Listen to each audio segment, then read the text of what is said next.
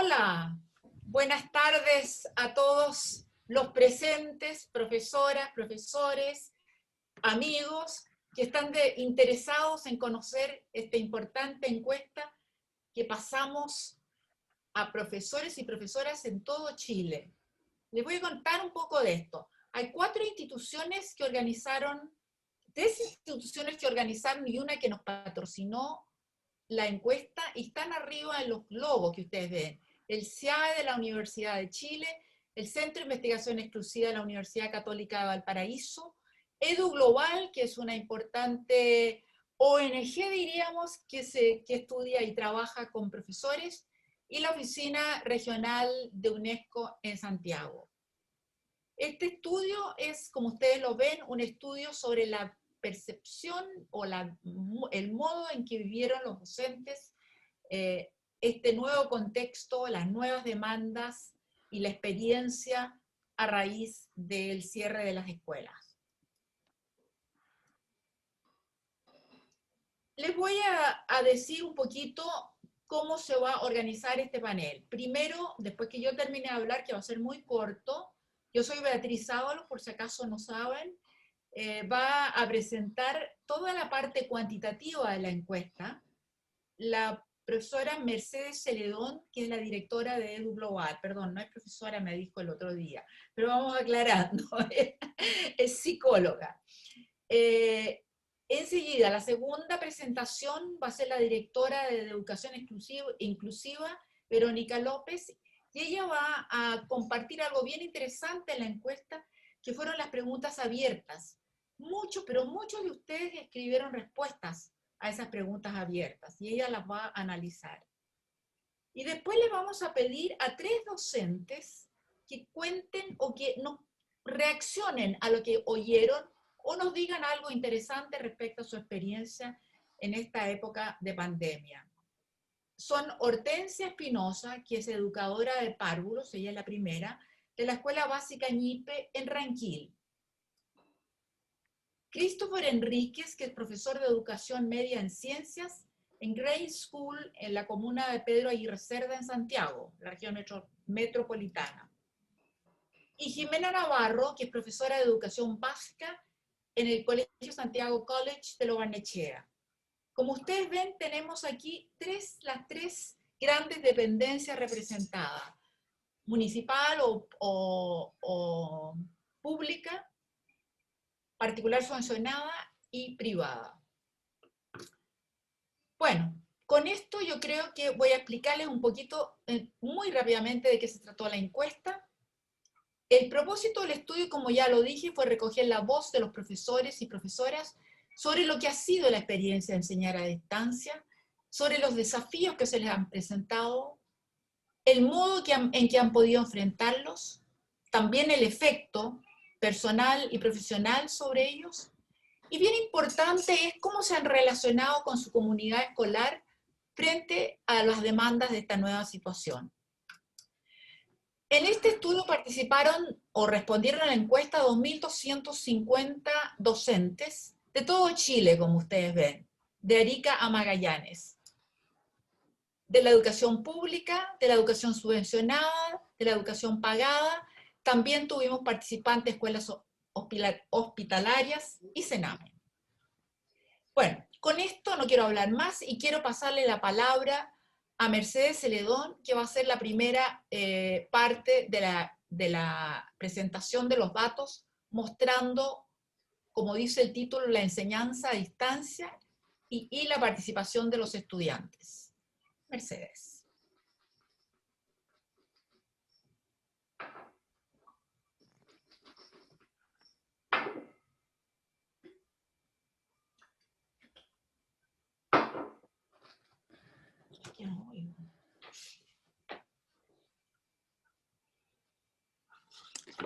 Mercedes, el audio. Ya. Perdonen, estaba con el audio apagado, perdonen. Primero queríamos partir con una buena, con esta lámina que para nosotros nos llenó como de una emoción como de bienestar, que el 81% de los profesores no encontraban injusto tener que hacer clases en la modalidad online. Y les preguntamos si el contacto, si se habían contactado la última semana con sus alumnos, y la mayoría, ¿cierto? El 61% había dicho que sí en relación a temáticas del trabajo escolar, y un 42% estaba preocupado por cómo estaban los estudiantes en su situación personal. Después les preguntamos, ¿cierto?, cómo tenían estructurado el trabajo escolar, si tenían las clases online o si estaban en modalidad, digamos, de envíos semanales, y el 70% tenía los envíos semanales, pero casi el 40% ya estaba con clases interactivas a distancia con algunas horas al día. Después les preguntamos cuáles eran las principales dificultades que tenían con la enseñanza presencial a distancia, y la principal dificultad tiene que ver con el poder diseñar clases estimulantes para los alumnos, y segundo, tener un lugar tranquilo donde poder realizar estas clases, digamos, y poder trabajar en sus casas. No así, ¿cierto?, el manejo de software o disponer de computador o tener acceso a internet. Luego, les preguntamos cómo ellos apreciaban, ¿cierto?, a sus alumnos en la participación de las clases a distancia, y ellos consideran que la toman con seriedad y que comprenden los contenidos, y perciben que esta modalidad no tiene mayores ventajas que la enseñanza presencial. Luego les preguntamos a los profesores, ¿cierto?, sobre las dificultades que podían percibirlo en sus alumnos por esta modalidad de trabajo, y el 61% observa que tienen muchas distracciones en el hogar, y un 42% percibe que se ven agobiados por la actividad, y casi esa misma cantidad que les cuesta concentrarse en este modo. También es muy interesante observar, ¿cierto?, en la lámina siguiente, que los profesores lo que más valoran, ¿cierto?, de esta modalidad de enseñanza, o lo que ha significado para ellos esto de pronto, digamos, tener que cambiar su modalidad de trabajo en 180 grados, es que esta nueva modalidad les ha permitido a ellos aprender cosas nuevas para poder enseñar. Más que a lo mejor mantener los logros de los alumnos o evaluar los contenidos en forma adecuada. Y en ese mismo sentido, en lo que es interesante respecto a lo positivo de enseñar a distancia, es que es una visión compartida entre todos los docentes, no importa cómo la modalidad, el tipo de establecimiento. Sin embargo, podemos observar, por ejemplo, que los colegios particulares evidencian un levemente superior, ¿cierto?, que han aprendido más, y no tenemos muy claro la razón por la cual ellos podrían estar experimentándolo de esta manera, a diferencia de los otros docentes. También les preguntamos qué es lo que más les había costado con esta nueva modalidad de enseñanza, y lo que más les demora es la preparación de clase y la percepción de que algunos alumnos tienen problemas técnicos durante las clases, en que se caen, en que no logran conectarse o no logran oír y continuar la clase completa. Esa es como las mayores dificultades que ellos han percibido en esta modalidad de enseñanza. Y ¿cómo expresan ellos entonces las dificultades en el orden personal y familiar en esta modalidad, ¿cierto?, que de alguna manera les vino a revolucionar el modo de trabajar, que tiene que ver con conciliar el trabajo escolar y el trabajo doméstico en el mismo espacio, ¿cierto? Y lo primero que manifiestan es la gran preocupación que ellos sienten por sus alumnos y la familia de sus alumnos, en un 63,4%. Y la dificultad posterior pero bastante en menor medida, casi un 50%, que no deja de ser un número significativo, es mantener la distancia o bien como lo que se llama la conciliación trabajo-familia, ¿cierto? Y la incapacidad de manejar las necesidades de sus estudiantes y sus familias en cuanto que los han demandado como en atención. Por eso también esa gran manifestación de preocupación por los alumnos. Avancemos nomás. ¿Cuáles son esas preocupaciones? Principalmente el bienestar emocional, ¿cierto?, de sus alumnos, la posibilidad de aprendizaje de ellos y los problemas económicos de la familia de sus alumnos. Pero los que llevan la delantera de alguna manera son sus alumnos. Después les siguen cercanamente la salud de los padres, después la salud emocional y física de los hijos, y después su propio estado emocional, después la pareja y situaciones personales, pero tienen una gran preocupación por los alumnos, por su bienestar también. ¿Cierto? También, digamos, de alguna manera esta modalidad online les ha permitido estar en una relación más uno a uno con los alumnos, por lo tanto los va viendo en su contexto familiar y por lo tanto esa preocupación en el fondo los acompaña como durante todo el día. Entonces, otro ítem de las preguntas tenía que ver con el compromiso, ¿cierto?, de la comunidad escolar, cómo lo percibían ellos, la comunidad escolar, cómo percibían en el fondo las autoridades, y consideran que no,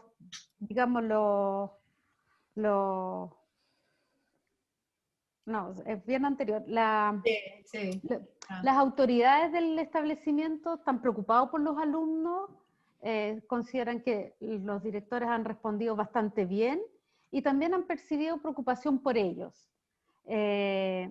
También que la UTP es una fuente de apoyo y que todo, en el fondo, de alguna manera hay una buena valoración, ¿cierto?, de lo que son las autoridades del establecimiento que se sumaron a las preocupaciones especialmente por los alumnos. Entre los pares, ellos valoran mucho la capacidad que ellos tienen como de tener una buena disposición para ayudarse entre ellos, y aunque tengan dificultades probablemente de tiempo y de espacio, ¿cierto?, de poder preparar materiales juntos, y también que los colegas consideran que sus colegas responden de manera pertinente a la situación. Y hago un paralelo ahí entre, he recibido sugerencias, ejemplos, materiales para organizar mis clases, que se distribuye entre para nada algo o bastante y casi totalmente. Yo creo que tiene que ver, ¿cierto?, con esto que hablábamos de la posibilidad de tiempo, porque los profesores también absorbidos en un alto porcentaje del tiempo, ¿cierto?, en la atención de los alumnos, en la atención a los apoderados, y por lo tanto poder tener tiempo para compartir entre ellos los materiales se les hace más dificultoso. Pero la disposición a colaborarse siempre está. Por lo tanto, en la visión global, ¿cierto?, de la comunidad escolar, están satisfechos, contentos de cómo ha respondido el colegio. Hay una percepción de que están trabajando más en conjunto en esta situación de pandemia, y se sienten apoyados, o sea, de que de alguna manera cuando tienen alguna dificultad de cualquier índole que sea, tienen a quién recurrir. Por lo tanto, la comunidad escolar como en su conjunto estaría funcionando y respondiendo de manera adecuada para los docentes. Beatrice, le toca a... Sí. Ahora vamos a tener la mirada de las preguntas abiertas, de las respuestas a las preguntas abiertas. Ahora se recibieron más de 2000 preguntas, respuestas a las preguntas. Así que no es posible que aparezcan todos los ejemplos y todas las posibilidades. pero Verónica López va a mostrar su análisis de las preguntas que ella pudo discernir, reflejaba mejor todo esto que hemos escuchado con respecto a la parte más cuantitativa de la encuesta. Verónica.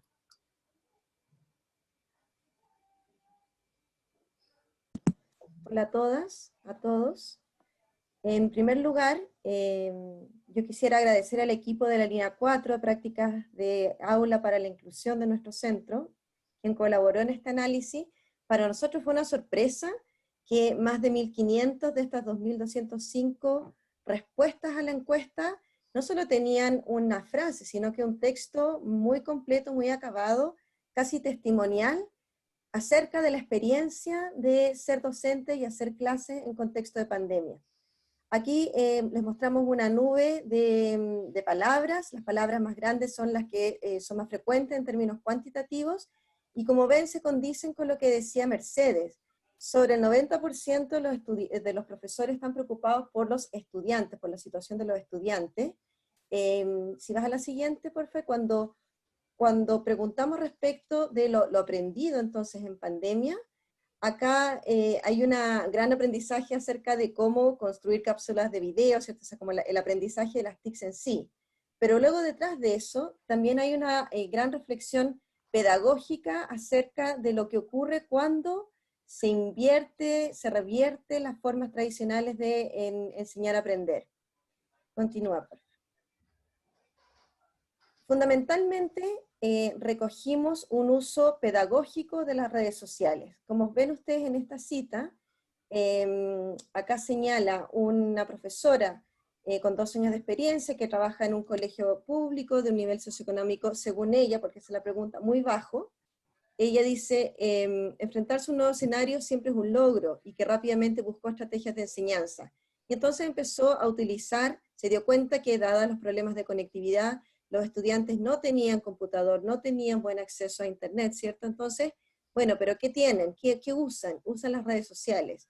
Rápidamente el WhatsApp, luego el Facebook, en algunos casos Instagram, canales de YouTube, han sido utilizados con fines y con intencionalidades pedagógicas. Y eso ha sido un gran aprendizaje para los docentes.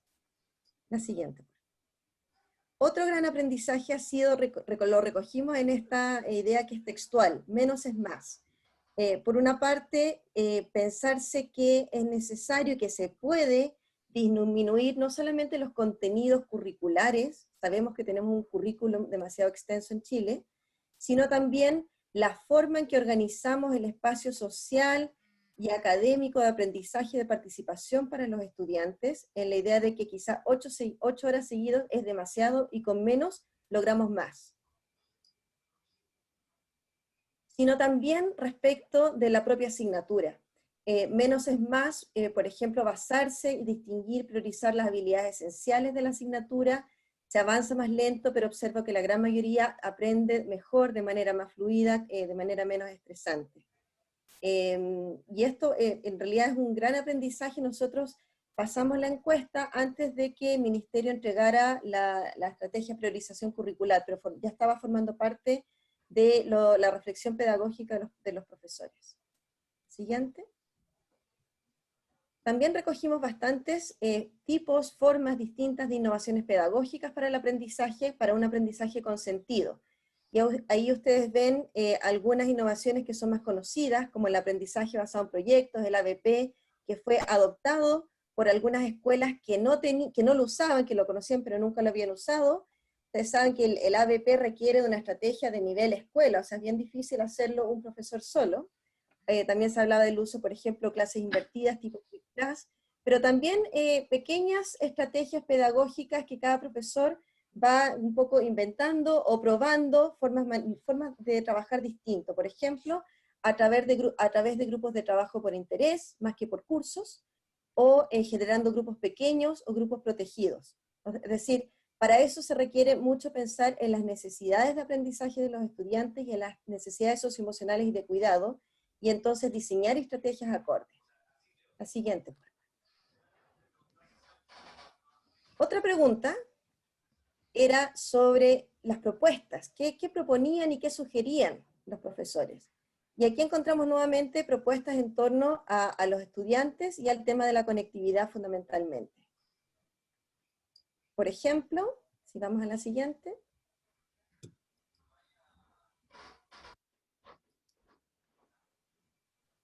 Había una denuncia, diría, bastante general respecto del no acceso universal a las tecnologías de información y comunicación. Y aquí lo que sí recogimos fueron diferencias entre algunos docentes más bien abogaban por que debiera existir un plan universal, garante de la conexión digital como un derecho educativo, es decir, buena conexión y buen internet para todos. Vamos a la siguiente. Y otros que en realidad apelaban más bien a criterios de equidad en el acceso a TICs. Por ejemplo, habilitar más radios comunitarias, utilizar más la televisión y generar distintas como formas de acceso con criterios de equidad a las TICs. Luego había una propuesta, un tipo de propuesta muy importante respecto a cómo ayudar social y emocionalmente al bienestar de los estudiantes y de sus familias. Ya habíamos visto que en los resultados cuantitativos la mayor preocupación ha sido por los estudiantes, específicamente por el bienestar de los estudiantes, pero entonces nos vemos a través de esta parte cualitativa que esa preocupación no se queda ahí nomás, sino que también avanza hacia el diseño, la elaboración y la implementación de distintas estrategias pedagógicas. Es decir, no le están pidiendo a los psicólogos o a los profesionales de apoyo psicosocial que se hagan cargo de las necesidades emocionales de los estudiantes, que es algo que solemos ver, sino que recogimos muchísimos ejemplos concretos de formas a través de las cuales los docentes, al hacer clases, están atendiendo a las habilidades emocionales de sus estudiantes. Por ejemplo, mediante reuniones personales con cada alumno o en grupos pequeños, realizar prácticas de expresión de emociones, usar el mindfulness, monitoreando una vez a la semana, etc. Siguiente. A modo de conclusión y de reflexión, quisiéramos compartir 4 como temas o nudos críticos que nos parece importante el compartir. Creo que esto es una síntesis de las preguntas abiertas que analizamos de manera cualitativa, pero también integra los resultados cuantitativos. Por una parte, claramente ha habido cambios en el modo de enseñar y aprender, y ha habido aprendizaje respecto al modo de enseñar y aprender, lo que ha generado reflexión pedagógica. Había muchas reflexiones pedagógicas. Nos parece que de momento son de carácter individual y no colectivas, no en red de profesores, pero claramente recogimos un discurso profesional. Un poco como la idea de lejos de quejarse, los profesores siguen enseñando, y esas distintas formas y distintas innovaciones pedagógicas y el uso pedagógico para atender a las necesidades socioemocionales de sus estudiantes se nota, se transforma, se convierte en un discurso profesional, en el cual hay mucha preocupación por la salud mental y por la situación socioeconómica de los estudiantes y sus familias, y que eso ha ido generando estrategias no solo pedagógicas de nivel profesor, sino también de las escuelas, para atender a esas necesidades. Y acá volvemos a la primera lámina que les mostró Mercedes respecto de que los profesores no consideran que enseñar de una manera a distancia sea injusto en esta situación de pandemia, lo que nos habla de junto con esa gran preocupación por los estudiantes, de la vocación docente. Importante es destacar que esa mayor vocación docente ha generado también un mayor conocimiento que el que tenían antes los profesores sobre los estudiantes, particularmente también sobre sus familias y el contexto de las familias, los contextos de trabajo, de estudio, las condiciones socioeconómicas, y eso naturalmente los acerca, los aproxima a una manera distinta al momento de planificar sus clases. Y por último, en relación a lo que señalaba Mercedes con los resultados cuantitativos, también apreciamos un alto nivel de valoración del compromiso de la comunidad escolar, llámese desde el director, los pares, los otros profesores, y también las familias, respecto de la idea de que nos estamos apoyando conjuntamente. A modo final y para discusión, queremos dejar con ustedes la idea de el profesor como agente, como sostén y como agente de cambio. Si puedes pasar a la siguiente. Es decir, el docente en este contexto no, nos parece, y así nos muestran los resultados, que lejos de quedarse con los brazos cruzados o en actitud de queja, en realidad nos han mostrado a través de este trabajo que están trabajando activamente para reducir las brechas educacionales, cada uno de su manera, a su forma, y con bastante apoyo de sus propias comunidades escolares. Que el discurso es muy profesional, tiene un carácter, un tono profesional, los resultados cualitativos son muy pedagógicos, e incluye como parte de las estrategias pedagógicas la contención y el apoyo socioemocional. El confinamiento entonces ha permitido la innovación pedagógica, y esto pensamos que abre un camino de cambio para pensarse el futuro. Entonces, y como para idea final, en realidad pensamos que la pandemia del COVID-19 de alguna manera vino a derrumbar, ¿cierto?, el sistema educativo tal y como lo teníamos todos planificados para este año. Me Y quitó sin la embargo, palabra. exacto, y sin embargo los profesores siguen parados, los profesores están trabajando, los profesores no consideran que esto es injusto, están reflexionando y tienen propuestas al respecto y que debiéramos considerar para lo que se viene a futuro. Muchas gracias. Muchas gracias a todos. En realidad, Verónica, me quitaste la palabra. Este era mi saludo final. Nos costó poner esto porque alguien dijo que el COVID-19 no era una cosa como impersonal. Para todos nosotros el COVID-19 yo creo que ha tenido un tremendo impacto sobre las vidas, sobre el trabajo, sobre el modo de relación, como hemos estado escuchando, en los procesos educativos. Pero para todos nosotros que trabajamos en este estudio, que desde distintos lugares geográficos, desde la Quinta Región, desde el Santiago y todos los profesores a través de Chile, hemos llegado a la conclusión de que sí, ha sido difícil, sí ha tenido bastante impacto en la vida personal y también en la tranquilidad y en la capacidad como de manejar todas las cosas en la forma ordenada que hacemos los profesores, y por eso muchas de las encuestas que han estado apareciendo en este tiempo han resaltado, por ejemplo, el estrés de los profesores, pero a nosotros nos pareció que sí, todo eso está ahí, pero que lo más importante es que el sistema educacional y la enseñanza, obviamente no igual que antes, ha seguido funcionando. Hay tareas grandes y preocupantes. Hay muchos jóvenes y niños que están desertando del sistema escolar. Y eso no tiene que ver con los profesores, ni tiene que ver con el material que se entregue, sino que tiene que ver con aspectos mucho más amplios, mucho más grandes de la construcción social y de la situación socioeconómica de nuestro país. Pero yo creo que en las condiciones difíciles, nuestros profesores no solo siguen parados, sino que siguen caminando. Bueno, ahora vamos a darle la palabra a nuestros tres profesores y profesoras comentaristas. Y voy a empezar por Hortensia. Vamos a darle la palabra a Hortensia.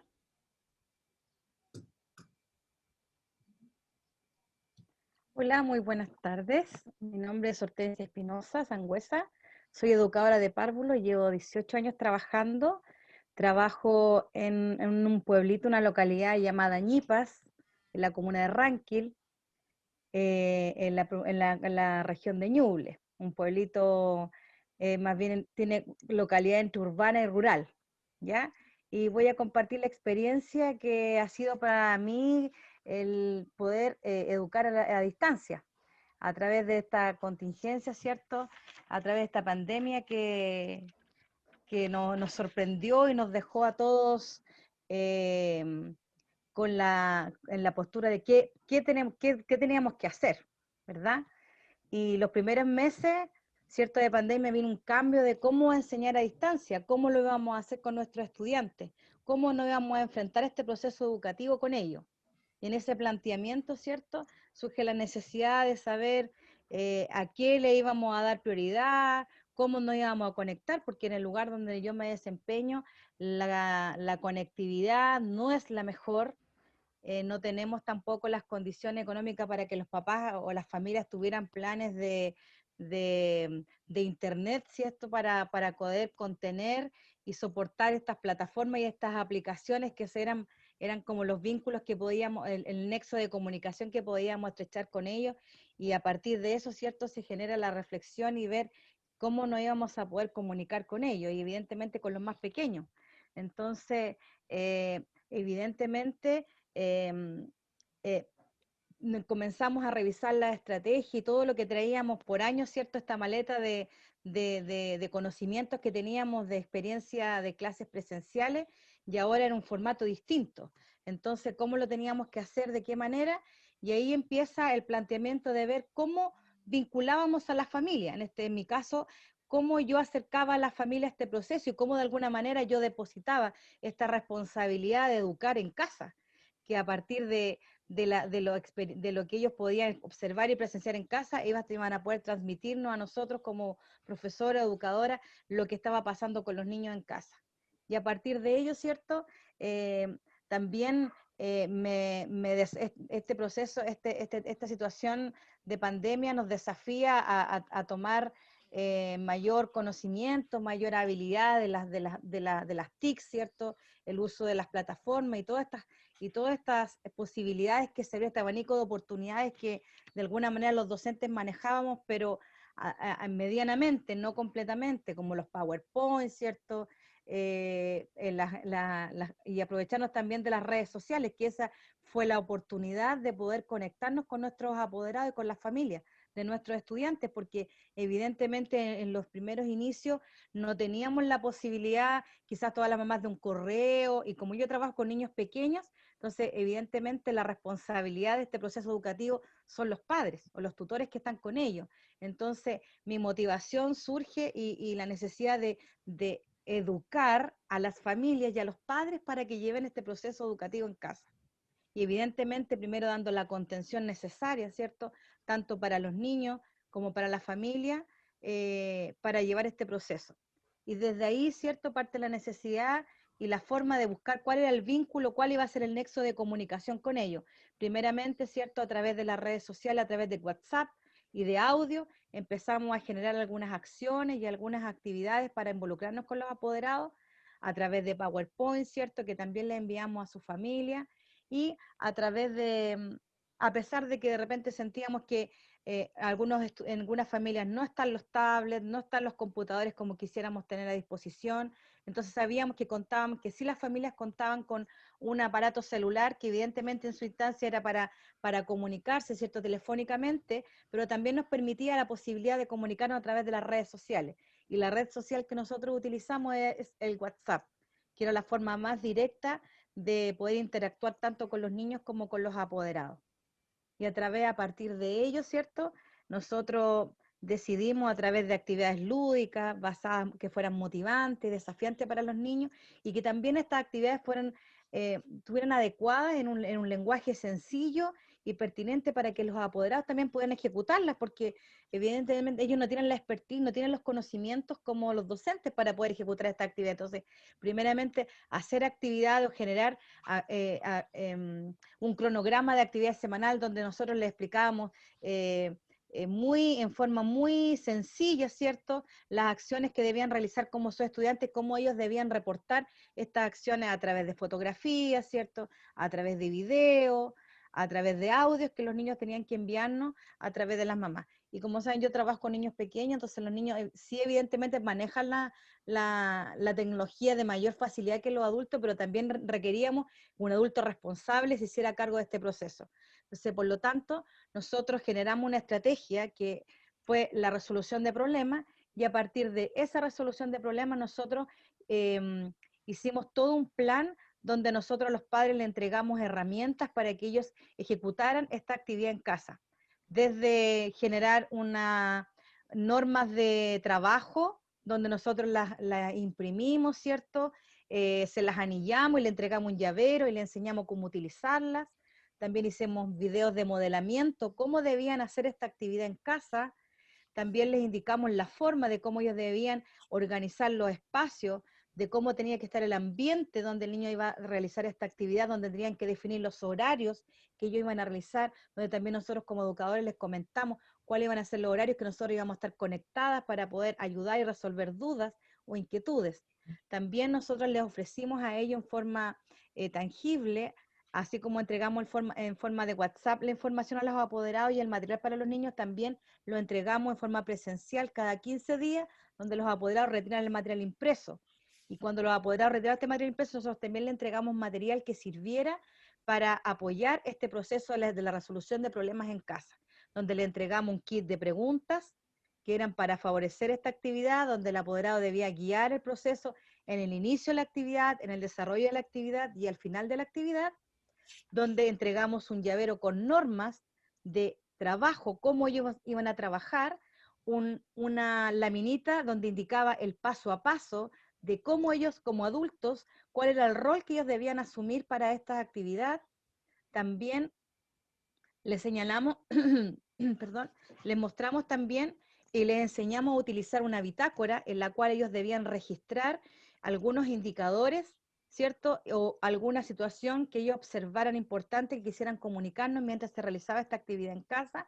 Y después de finalizar esta actividad, ellos debían reportar a través de un video, de una fotografía y enviando la bitácora a casa, la bitácora de devolución a través del WhatsApp, ¿cierto? O en forma presencial a la educadora o al docente para que eso nos sirviera para insumo, para poder ir guiando este proceso, ir apoyando a su hijo en casa. También utilizamos las plenarias, que a través de los niños las respuestas que nos envían, ¿cierto? Nosotros generamos un reporte donde les comentamos a ellos cuáles fueron las respuestas que los niños entregaron y también les vamos mostrando, vamos levantando, ¿cierto? El aprendizaje matemático, ¿cierto? Le vamos indicando a los apoderados qué es lo que están aprendiendo los niños, cómo lo están aprendiendo y cómo podemos ayudar. Estamos en la hora, profesora Hortensia. Ya. Y en esa base nosotros nos hemos, y para terminar, yo creo que el trabajo de acercar a la familia y de ir involucrándola en este proceso ha sido muy importante en esta situación que estamos viviendo de educar a distancia. Y evidentemente considero que la pandemia ha sido una oportunidad para nosotros aprender también, a nosotros desafiarnos y poner a prueba todas nuestras competencias como docentes y poner evidentemente a prueba nuestra vocación como educadores. Muchas gracias, Hortensia, por digamos, por ampliar mucho de lo que nosotros logramos recoger en la encuesta. Y ahora le entrego la palabra a Christopher, quien nos va a hablar desde la experiencia de profesor de ciencia, como dije antes, en un colegio particular subvencionado. Christopher. Sí, bueno, hola, buenas tardes a todos y a todas las personas que están siguiendo la transmisión. Como se mencionó antes, yo soy profesor de química y de biología de un colegio particular subvencionado de la comuna de Pedro Aguirre Cerda.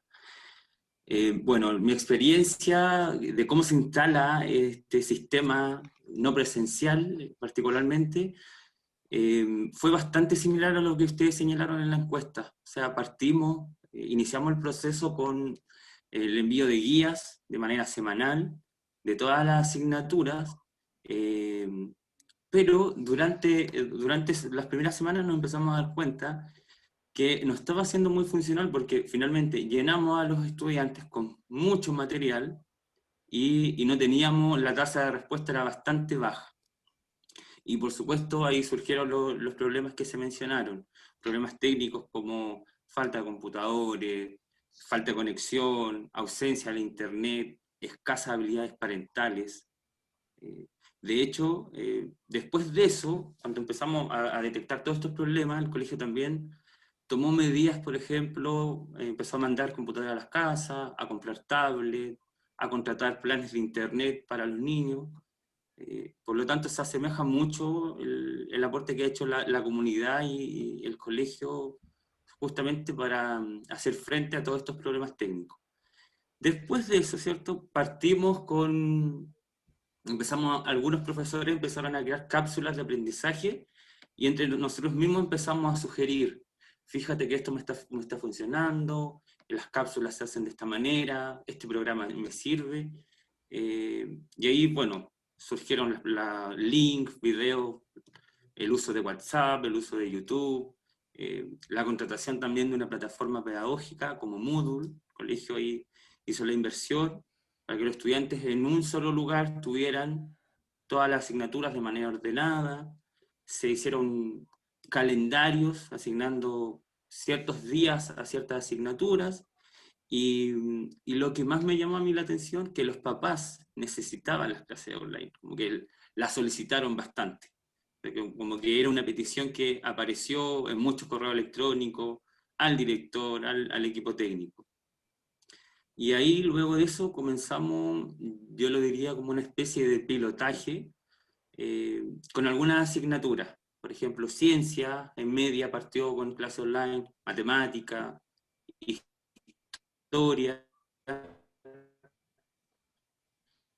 Perdió. Y de a poco se empezaron a tomarse, y los demás nos dan cuenta que ahí los estudiantes se toman a las clases. Ay, sí. Profesor, estaba... ¿Se escucha ahí? Ahora ¿Se escucha sí ahí? tengo unos problemas para Sí, estoy acá. escucharlo, pero ahora si puede repetir la última idea, por favor, porque no lo escuchamos. Ya, bueno, con un pilotaje con clases online. Partimos con una especie de pilotaje en el sentido que ciencia, partió matemática, historia, y ahí de a poco se empezaron a sumar más profesores y de los otros niveles también. Y finalmente instalamos las clases virtuales y nos dimos cuenta que efectivamente los niños se conectaban más, pero también por una forma de contención. O sea, necesitaban, yo lo que me di cuenta es que los niños necesitaban hablar, necesitaban vernos, saber que estábamos ahí. Nos pedían, profesor, profesora, necesitamos hacer las actividades con ustedes, no queremos trabajar solo en la casa. Y personalmente fue incluso terapéutico para mí, como volver a reencontrarme con ellos, como tener ese espacio de pasarlo bien, de saber, de conversar, donde por supuesto está el periodo académico y de lo que se quiere enseñar, pero el conocer, el verbalizar la emoción, fue muy, muy interesante.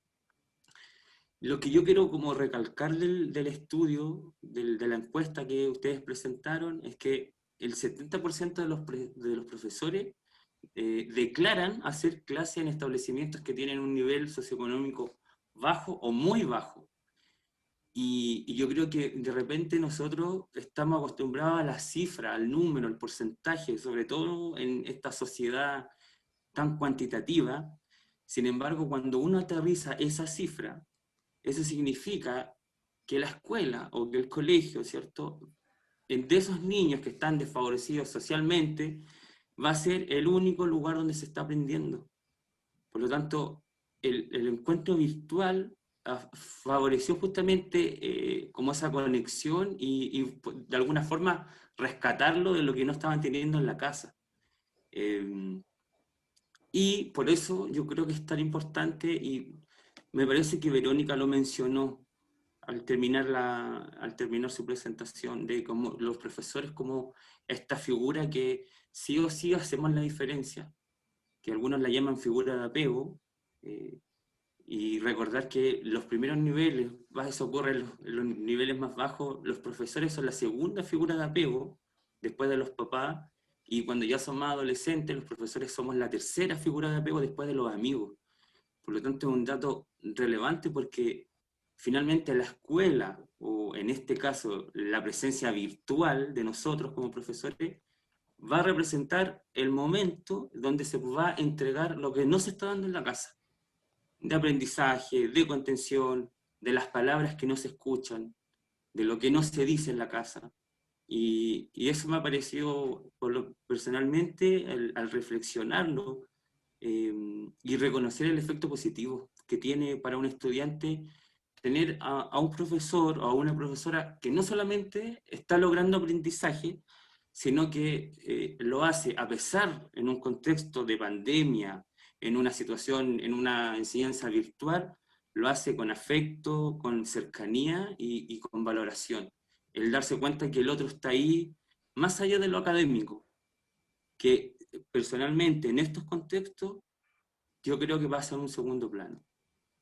Y tomar conciencia de que la educación es un acto, no puede ocurrir si no hay un contexto emocional.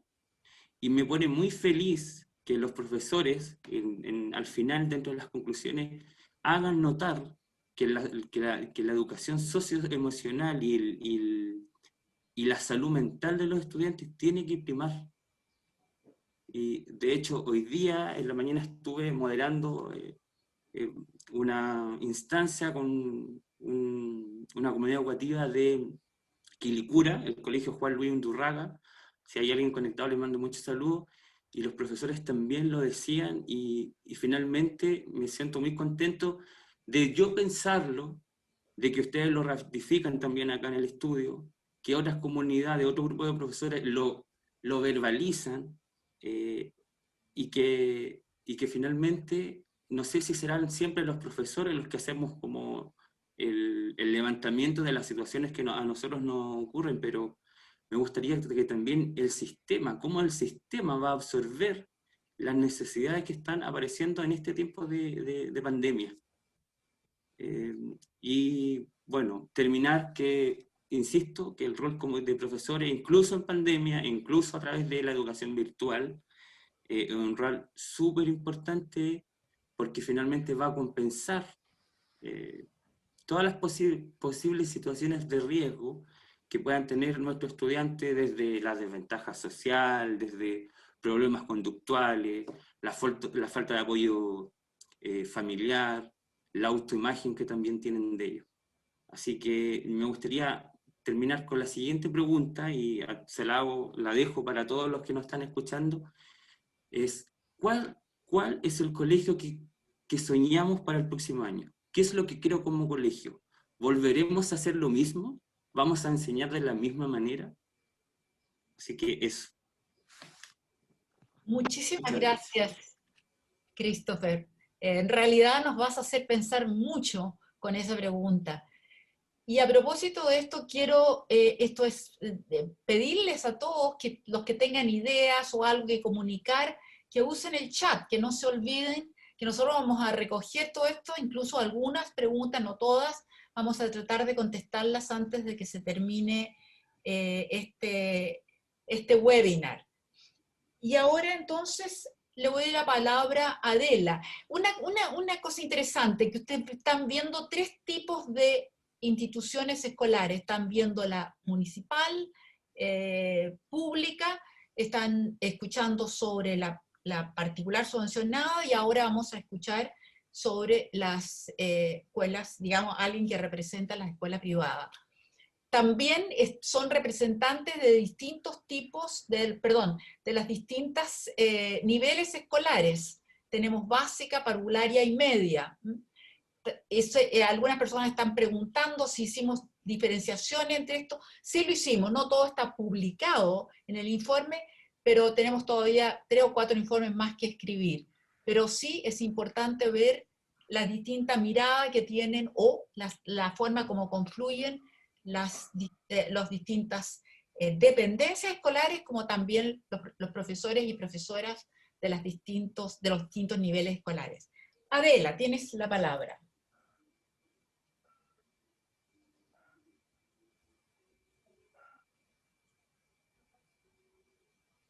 ¿Aló? Está sin sonido, Adela, no te escuchamos. Sonido. Ay, ¿cómo le?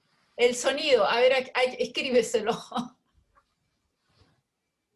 No, es que... Estás hablando, Adela, pero no te escuchamos. Pero ella no sé si te escucha. Tienes que subir el volumen de tu... Ahí lo apagaste. Y tienes que subir el volumen de tu computador, probablemente. Tranquila. Mientras tanto, mientras Adela encuentra su camino, no se olviden de preguntas para el chat. Están llegando algunas interesantes. Ojalá podamos responderla, no sabemos, pero uno trata. ¿Ahí Adela, están ahora? muy Ahí bien, sí. perfecto. Perfecto, ya. Era un tema con los audífonos, perdón. Jimena. Bueno, quiero corregir, me llamo Jimena. Jimena, no sé por qué se me enredó, perdona Jimena, sí. Mi nombre es Jimena Navarro. Sí. De profesión soy profesora de religión básica y media y además psicóloga. Actualmente trabajo en un colegio particular privado, ¿sí? De la zona oriente, específicamente de la comuna de Lo Barnechea. Y obviamente que independientemente del lugar donde se esté, no debemos olvidar que los profesores que trabajamos ahí no solamente somos o vivimos en esa comuna, sino que pertenecemos a diferentes comunas de esta ciudad, de esta región. Entonces, sí, desde esa mirada, hay algo que en forma particular hubo una preocupación que fue cómo nosotros como profesores nos desarrollamos y cómo nosotros partíamos con todo esto de la pandemia en este nuevo contexto, que sabemos que para todos no fue fácil. Y quiero citar a alguien que dijo Verónica en el estudio que puso: enfrentarse a un nuevo escenario siempre es un logro. Y desde esa mirada, todos los equipos de apoyo dentro de lo que por lo menos fue mi experiencia dentro del colegio, le dieron un sentido muy potente, desde las capacitaciones, de las plataformas, desde la mirada cómo estaban nuestros niños, qué situaciones estaban viviendo, porque la verdad es que no importa el nivel socioeconómico, la verdad es que en todas las casas y en todos los lugares se viven ciertas problemáticas.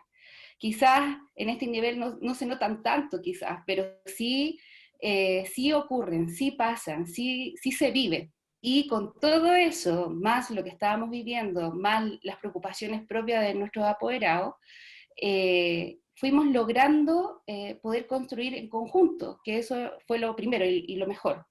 Y sobre todo la preocupación que tiene que ver desde el directivo hacia abajo, especialmente la directora, de poder apoyarnos y ver en cada momento cómo nosotros estábamos, cómo nosotros nos sentíamos con todo esto. O sea, una cosa era todas las dificultades que teníamos para poder conectarnos con los niños, porque no en todas las casas los niños tienen su computador, también tuvimos que optar por los celulares y otras plataformas, y el colegio obviamente también dio ese recurso a las casas, a los hogares.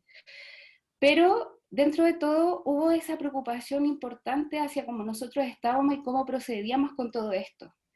Y desde ahí se empezaron a generar diferentes canales, como también se vio en la encuesta, que es la colaboración entre los colegas, que fue increíble, increíble.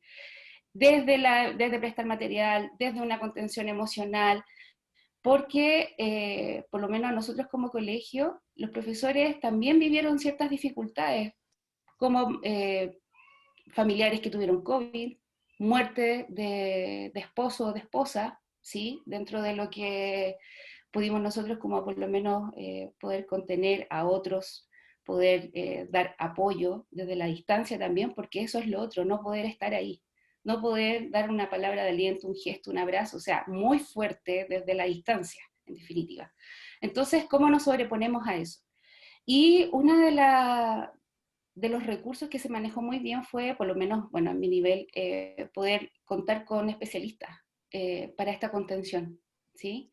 Que se formó un desafío también el poder hablar, decir y generar un tiempo. ¿Por qué?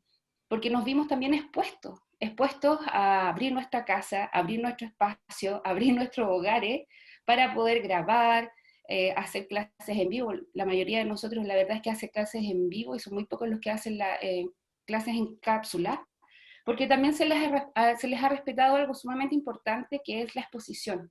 A no todos les gusta exponerse.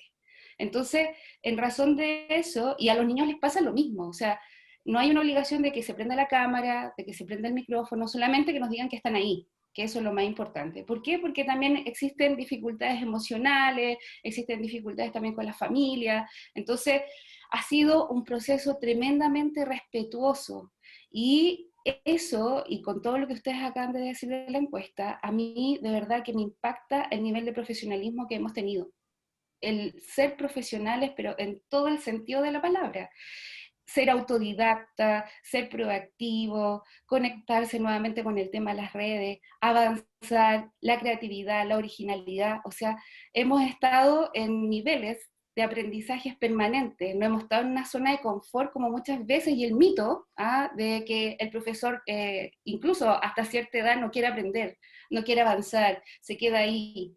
Entonces, esto también ha sido para derribar esos mitos también, de que estamos dispuestos a darlo todo, a estar, a hacer, y que queremos por un tema que muy bien lo dijo Andrea, que es la vocación profesional. Entonces, a mí eso es lo que más me queda dentro de todo, ¿sí? La vocación profesional que se ha mostrado, que se ha dicho y también se ha comprobado dentro de todo lo que se ha estudiado y de todo lo que hemos podido ver de diferentes áreas. Entonces, en razón de eso, a mí otra frase que me gustó mucho del estudio de una colega que decía: desde ahora debemos prestar más atención a la salud emocional y mental de todos, de toda la comunidad, para poder tener mayores resultados en todo ámbito. Y eso significa priorizar los temas curriculares, priorizar los temas de cómo se entra, cuáles son las necesidades, y para eso también mirar la figura del profesor. Hemos mostrado tanto profesionalismo, hemos estado tan ahí en todo terreno, que lo importante también es mirarlo desde esta salud mental, desde lo emocional, porque ya pasó el año. Si uno siempre dice, después de octubre se terminó el año prácticamente, ¿cierto? Por lo menos en colegio siempre se dice eso.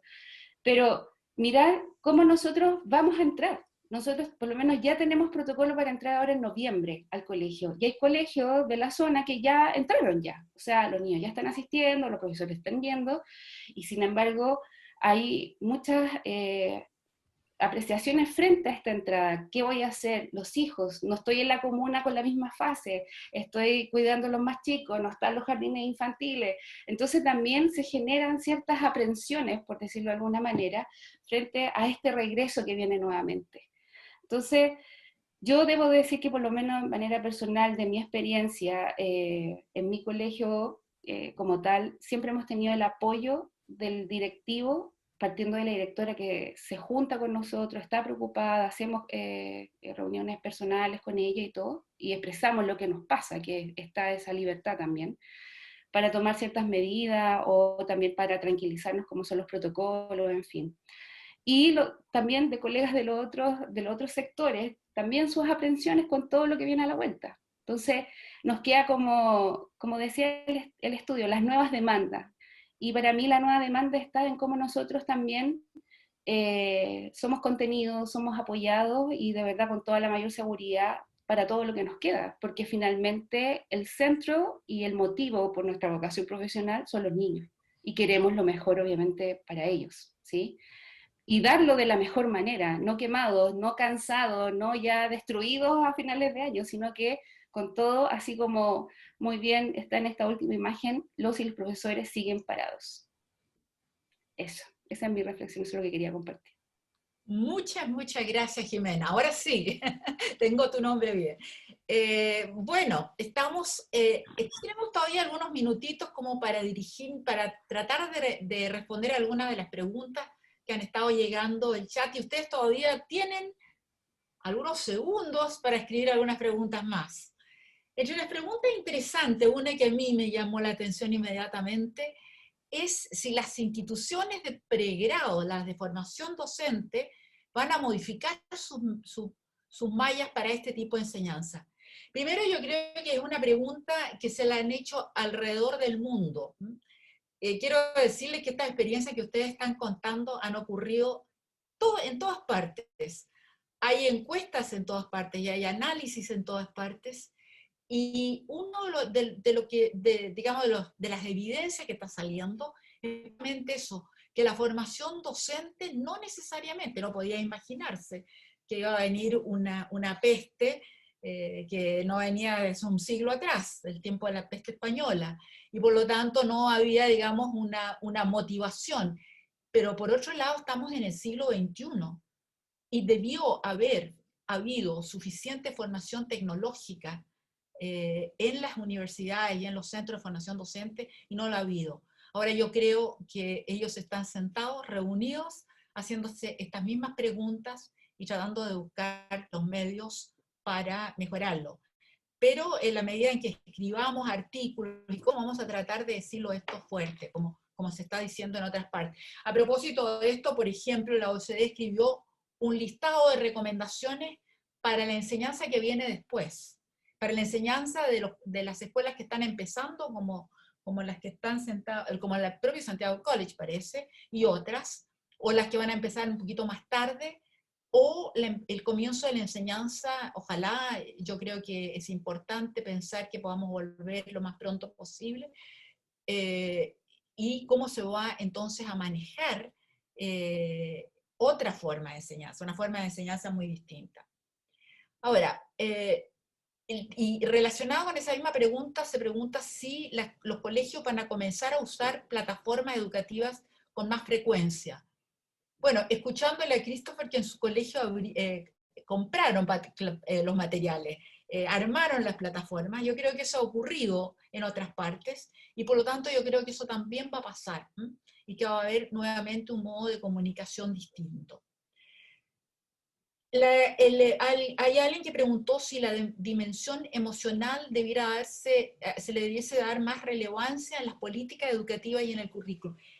Yo creo, así respondiendo rápidamente, pero si hay alguien más que quiere responder, que lo diga, yo creo que hasta ahora no se le había dado la importancia. Estaba dicho, escrito, pero no nos habíamos dado cuenta, y creo que esa en parte es una preocupación que tiene el ministro de Educación, es decir, la preocupación del ministro de Educación por volver a clase lo más pronto posible, es una preocupación que tiene que ver con el aprendizaje, y tiene razón, que obviamente el currículum no se pasó este año, pero revela también que el otro lado de la medalla, que la formación, que el aprendizaje emocional, que la valoración de contacto profesor-alumno, profesoras y alumnas, está ocurriendo de otra manera.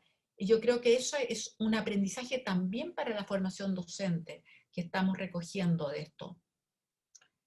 Y en ese sentido, otra pregunta dice comentar más acerca de la resignificación del rol de la escuela y del sentido de la labor docente. Bueno, yo creo que lo que han dicho nuestros tres profesores, o sea, dos profesoras y un profesor, recién nos han simplemente mostrado una resignificación de la profesión docente en Chile, y yo creo, de nuevo, que esto está ocurriendo. Ustedes no están solos en Chile, esto está ocurriendo en muchas partes, y quizás hay una comunidad mundial, global, igual que el COVID, no reconoció países, ni nivel socioeconómico, ni, qué sé yo, diferencias de género, no las reconoció. Igual yo creo que este aprendizaje está llegando a todos los distintos niveles y a todos los distintos rincones. A ver, otras preguntas. Preguntaron por diferencias de género. Bueno, el 74 y 70 y tantos % de los que respondieron son mujeres, y por lo tanto no podemos decir ahí, tenemos que hacer un cálculo estadístico para ver si las diferencias que aparecen obvias son realmente así, porque lo que estamos escuchando es la opinión del 70% de mujeres y 30% de hombres aproximadamente. Pero no hemos hecho un análisis cuidadoso todavía, porque lo que primero hicimos fue un análisis como de las grandes tendencias que estaban dando que nos estaban dando las encuestas, los datos. ¿Qué más? Diagnóstico para el próximo año. Esta es una buena pregunta. ¿Habrá una revalorización del trabajo remoto por parte de las comunidades escolares? Casi me dan ganas de tirarle la pregunta a ustedes. Así que si alguien quiere escribir su respuesta ahí en el chat, hágalo. Porque ustedes son los más capacitados para decir si se va a revalorizar el trabajo remoto en la comunidad. Si ya se ha revalorizado, porque lo que escuchamos tanto de la encuesta como como de los 3 comentaristas es que efectivamente las comunidades escolares tomaron un rol o asumieron un rol tremendamente importante. Y yo creo que no van a ser iguales esas comunidades en el futuro. ¿Qué más? ¿Alguna pregunta? A ver. Sí, están preguntando si nos vemos todos los panelistas. Sí, nos ven, ¿no es cierto? Bueno, no sé. Estoy tratando de ver si hay más preguntas. Carlos, ¿te aparecieron? ¿No? Y Carlos ha estado, uno de nuestros colegas ha estado juntando las preguntas. Sí, quieren saber si se van a modificar las mallas para la enseñanza online. Eso es parte de la formación docente. Pero parece que no tenemos más preguntas por ahora, y queremos agradecerles entonces a nombre de todos los panelistas la participación, la presencia, y gracias por las ideas que tenemos que tirarle a la formación docente. Yo mañana tengo que hablar sobre estos temas en otro webinar, así que les voy a tirar este tipo de preguntas. Aquí alguien me pregunta cuál es el documento de la OCDE sobre la educación para el futuro. Es un documento, hay 2 documentos, hay uno que se llama así, Educación para el Futuro, y hay otro documento en el que 2 personas que trabajan en la OCDE han elaborado un listado de recomendaciones para el trabajo futuro. Y esas recomendaciones, si alguien lo quiere, me manda un mail, y como yo bajo esas cosas de repente de la OCDE, se lo mando. Parece que es alguien que se llama John Ale. Pero, de nuevo, muchas gracias por la participación, por las ideas, y nosotros vamos a tratar también de avanzar hacia probablemente un segundo informe, en el que vamos a dar respuesta a algunas de las preguntas que ustedes han hecho hoy día. Muchísimas gracias de nuevo, y tranquilidad y goce del resto de la tarde en su casa, o a lo mejor preparando una clase para mañana. Beatriz, te piden que mande saludos a comunitarios chihuayantes. Saludos a los comunitarios chihuayantes. Parece que son muy importantes los comunitarios chihuayantes. Muy bien. De acuerdo, allá van los saludos. Gracias. Adiós.